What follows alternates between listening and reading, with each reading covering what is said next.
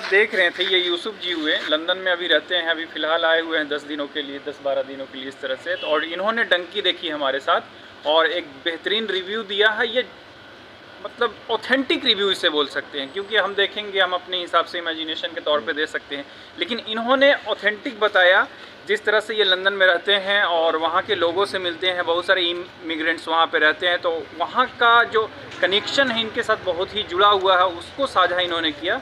और डंकी देखनी चाहिए एक बार लोगों को। देखें, ये रियलिटी पर राजकुमार हिरानी ने फिल्म बनाई है और राजकुमार हिरानी की फिल्में ज़्यादातर मतलब कि कोई ना कोई एक सोशल इशू पे होती है। ये भी एक इशू है जो लोग डंकी पे और इलीगल जाते हैं, क्योंकि बहुत सारे लोगों का वीज़ा नहीं लग पाता है, ख़ास करके इंग्लिश ज़ुबान उनको नहीं आती, तो वो लोग नहीं जा पाते हैं इंग्लैंड। और इसमें वाकई में लोगों को ख़ास करके गवर्नमेंट यहाँ पे डंकी देख कर निकल रहे हैं और हम जानना चाहेंगे, इनका नाम है यूसुफ। तो कैसा लगा डंकी सबसे पहले? भाई डंकी फिल्म तो बहुत अच्छी है, और लेकिन इस ज़िंदगी को हम इंग्लैंड में खुद देख चुके हैं। बहुत सारे इलीगल इमिग्रेंट्स इंग्लैंड में अपनी स्टोरी बताते हैं और सेम स्टोरी ऐसी ही होती है। मैं कई लोगों के साथ काम कर चुका हूँ, करता भी हूँ, जो लोग इलीगल इमिग्रेंट होकर के वहाँ आए थे आज, लेकिन उनका PR हो चुकी, परमानेंट रेजिडेंसी, लेकिन अफसोस वो अपने मुल्क नहीं जा सकते और ना उनकी कोई ख्वाहिश होती है कि वो अपने मुल्क वापस लौट सकें, क्योंकि वो सब कुछ अपना पीछे से ख़त्म करके जा चुके होते हैं। इससे बेहतर है कि डंकी पे जाने से बेहतर है कि इंसान लीगल वे से जाए। जैसे मैं गया हूँ और कई सारे हमारे दोस्त गए हैं, लीगल वे से जाने में भलाई है कि आप इलीगल वे से ना जाएं, क्योंकि ख्वाहिश बहुत सब कुछ है, लेकिन ख्वाहिश के आगे आपका घर, आपका बार सब कुछ छूट जाता है अगर आप डंकी पे सोचते हैं कभी जाने को।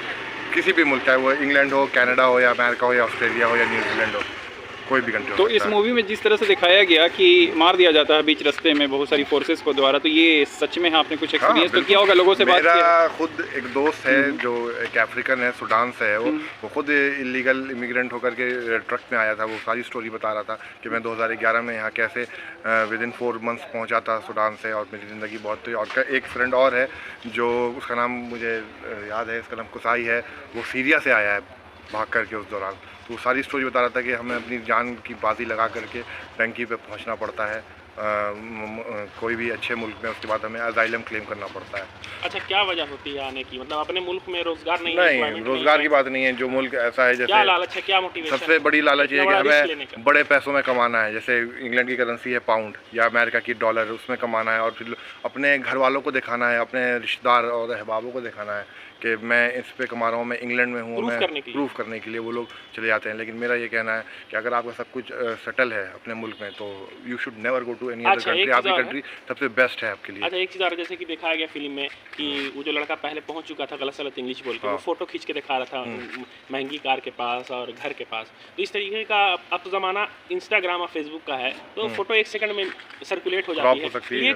ये चीज़ जो है नौजवान के जहन को जो है ना इस तरफ रागिब कर रही है, वो गलत स्टेप लें, डंकी टाइप जो भी मेजर्स हैं वो लें। तो इससे बचने का क्या तरीका, आपको क्या लगता है, कैसे अवेयरनेस फैलाई? जैसे राजकुमार हिरानी ने तो सबसे बड़ी बात जैसे राजकुमार हिरानी ने रियलिटी बताई इंग्लैंड में क्या रियलिटी है। शुरू में जाकर के इतनी हार्डशिप है, जो काम इंग्लैंड में जो काम जो इंडिया में लोग रह के करते नहीं हैं, जैसे कि नाली साफ़ करने का काम या कहीं भी वो अपने घर के नवाब होते हैं, लेकिन वो ऐसा काम इंग्लैंड जाके करना पड़ता है जो अपने ख्वाब ख्याल भी नहीं सोचते। उन्हें 5 पाउंड में कैश इन हैंड पे बर्तन धोने पड़ते हैं, उन्हें पोछा लगाना पड़ता है शॉप्स में, तो वैसे काम करने पड़ते हैं।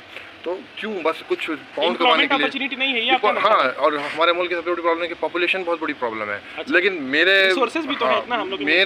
पॉइंट ऑफ व्यू से कि अगर हर इंसान की डिज़ायर अगर ख़त्म हो जाए और वो सोचे कि हमारे मुल्क में भी हम अपने रोज़गार जनरेट कर सकते हैं, जैसे रोज़गार का सबसे बड़ा जो चीज़ है जो मैं मानता हूँ वो बिज़नेस कर सके अच्छा, और उसकी गवर्नमेंट सपोर्टिव हो, खास करके उसके मुल्क की गवर्नमेंट, तो कोई भी डंकी नहीं मारेगा और ना कोई दूसरे मुल्क नहीं जाना चाहेगा। देखिए, जहाँ तक गवर्नमेंट के इंडिया की हम बात कर रहे हैं, हर अलग अलग कंट्री में, पूरी कंट्री में मूवी दिखाई जाएगी, लोग अपने हिसाब से समझें, लेकिन हमारे यहाँ योजना का तो फ्लड है। बिहार गवर्नमेंट में योजना गवर्नमेंट की, लेकिन क्या लगता है साइकोलॉजिकल रीजन है जाने का? लालच जो लगता है ना सबसे बड़ी चीज़ है। जैसे कि मैं अफोर्ड नहीं कर सकता हूँ आईफोन, लेकिन मैंने EMI पे ले लिया इसलिए कि सामने वाला लोगो देखेगा तो इम्प्रेस होगा। तो ये साइकोलॉजिकल रीजन, इसको मतलब हटाने का और इससे स्नैच करने का नौजवानों को क्या तरीका? आप सबसे पर्सनल एक्सपीरियंस तो मेरा ये पर्सनल एक्सपीरियंस है कि लोग दूसरों दूसरों को देख करके लालच, खास करके अपने से बड़े लोगों को देख करके फैसिनेट हो जाते हैं। कि जैसे खुद देख लीजिए, मैं इंडिया आया तो मैंने देखा कि जब मैं दिल्ली में था या फिर मैं इंडिया में था, जब मैं इंडिया में था तो मेरी कोई अहमियत नहीं थी। जैसे ही मेरे साथ लंदन का टैग लग गया, इंग्लैंड का टैग लग गया, लोग इज्जत देने लगे। तो एक फैसिनेशन हो जाता है कि आप बाहर वाले मुल्क चले गए तो आपको फैसिनेट, तो हर कोई चाहता है कि क्यों ना मैं यहाँ से निकलूँ और एक अपनी ज़िंदगी बिताऊँ।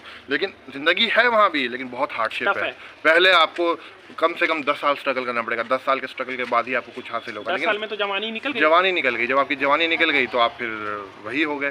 तो उससे बेहतर है कि अगर आपको सब कुछ यहाँ पे अपॉर्चुनिटीज़ है तो I should say that you should never go to any other country, because your own country is the best country where you are living from your birth. जहाँ पैदा हुए हैं वही आपका ही ज़मीन है। इसलिए आप इस मूवी में भी देखा, जो लोग डंकी मार के गए, जैसे तापसी पानू ने जो रोल किया है, लेकिन वो लोग आखिर में उन्होंने यही सोचा कि मुझे वापस अपने मुल्क लौट जाना चाहिए। लेकिन जैसे इज्जत की बात कर रहे हैं कि इज्जत मिलती है, आप इस एंगल से बताइए कि हम लोग वर्बली यही कहते हैं कि अल्लाह के हाथ में इज्जत है, तो क्या हम गैर अल्लाह से इज्जत की तलब करते हैं, फ़ोन से या कंट्री से या पैसे से या पहनावे से?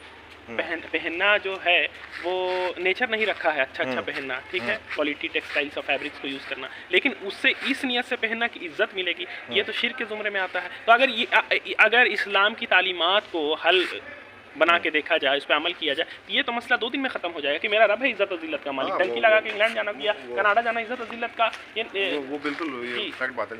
लेकिन आजकल वर्बली रह गया है, वर्बली रह गया है कि आजकल कोई भी अपने मजहब को फॉलो नहीं कर रहा है और ना अपने खुदा को मान रहा है। मतलब कि बस जुबानी कह रहा है कि मैं बिलीव है, ट्रस्ट नहीं है। बिलीव भी डर के मारे है हल्का। और पहली बात, इंसान ये नहीं समझता ना कि ये चंद दिनों की दुनिया है, हमें मर जाना है। तो बस वो सोचता है कि मैं जितना भी रेपुटेशन अपना है वो यहाँ बना लूँ, और उसके बाद बस अपने, और जो भी मेहनत करता है बंदा अपने बाल बच्चों के लिए करता है। जो भी डंकी लगा के गया वो तो उसने अपनी ज़िंदगी बिता दी, मतलब कि अपनी जो जवानी की ज़िंदगी थी उसने खो दी। लेकिन आगे चल के उसकी नस्लों को उसका फ़ायदा होगा, क्योंकि वो लोग वहीं पैदा होंगे और उनकी पूरी जनरेशन वहाँ की वहाँ सेटल हो जाएगी। बस यही सोच करके लोग चले आते हैं, और खुदा का उनको कुछ ऐसा ख्वाब नहीं होता कि हाँ कि देने वाली ज़ात है। अल्लाह ने जहाँ उनको पैदा किया है, जो भी उनके भगवान है जहाँ उनको पैदा किया है, उसने कुछ सोच समझ के he is the best creator जिन्होंने उन्हें पैदा किया है। तो जैसा कि आप देख रहे थे, ये यूसुफ जी हुए, लंदन में अभी रहते हैं, अभी फ़िलहाल आए हुए हैं 10 दिनों के लिए, 10-12 दिनों के लिए इस तरह से। तो और इन्होंने डंकी देखी हमारे साथ और एक बेहतरीन रिव्यू दिया है। ये मतलब ऑथेंटिक रिव्यू इसे बोल सकते हैं, क्योंकि हम देखेंगे, हम अपने हिसाब से इमेजिनेशन के तौर पे दे सकते हैं, लेकिन इन्होंने ऑथेंटिक बताया जिस तरह से ये लंदन में रहते हैं और वहाँ के लोगों से मिलते हैं। बहुत सारे इमिग्रेंट्स वहाँ पे रहते हैं, तो वहाँ का जो कनेक्शन है इनके साथ बहुत ही जुड़ा हुआ है, उसको साझा इन्होंने किया।